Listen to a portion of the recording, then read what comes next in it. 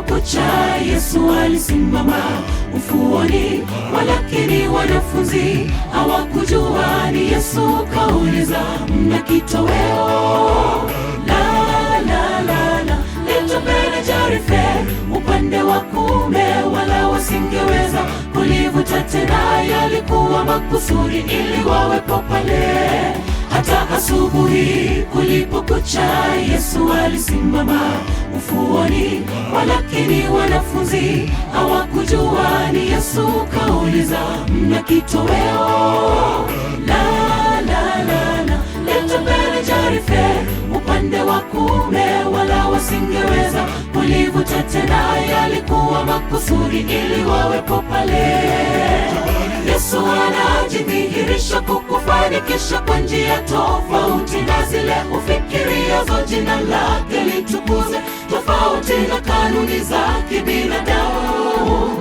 Ili Bwana atuvushe, tupaswa kutoa mipaka, kwa sababu njia zake ni tofauti na si sawa na za kwetu. Anachohitaji ni utii. Yesu anajidhihirisha kukufanikisha kwa njia tofauti na zile ufikiriazo. Jina lake litukuze, tofauti na kanuni za kibinadamu.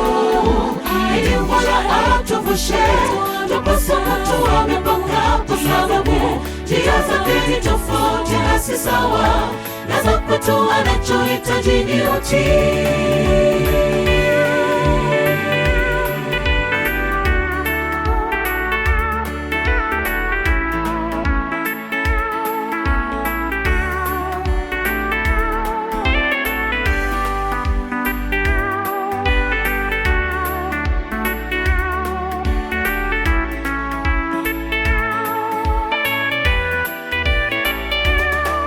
Wanafunzi wake walipomuuliza, Rabi, ni yupi aliyetenda dhambi, mtu huyu au wale wazazi wake, hata azaliwe kipofu?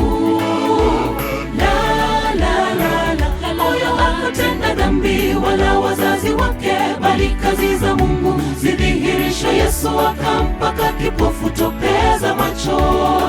Na wanafunzi wake walipomuuliza, Rabi, ni yupi aliyetenda dhambi, mtu huyu au wale wazazi wake, hata azaliwe kipofu?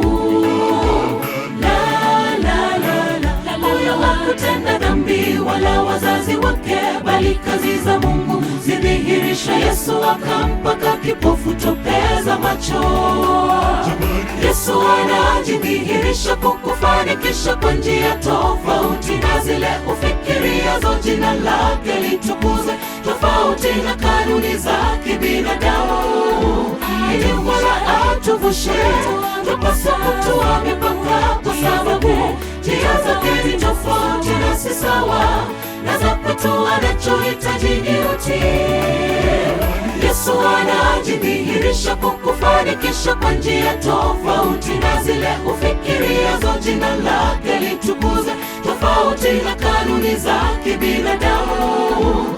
Ili Bwana atuvushe, tupaswa kutoa mipaka, kwa sababu njia zake ni tofauti na si sawa na za kwetu. Anachohitaji ni utii. Yesu anajidhihirisha kukufanikisha kwa njia tofauti na zile ufikiriazo. Jina lake litukuze, tofauti na kanuni za kibinadamu.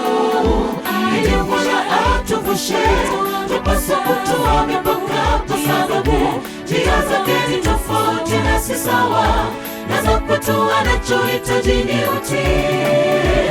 Yesu anajidhihirisha kukufanikisha kwa njia tofauti na zile ufikiriazo. Jina lake litukuze, tofauti na kanuni za kibinadamu. Ili Bwana atuvushe, tupaswa kutoa mipaka, kwa sababu njia zake ni tofauti na si sawa na za kwetu. Anachohitaji ni utii.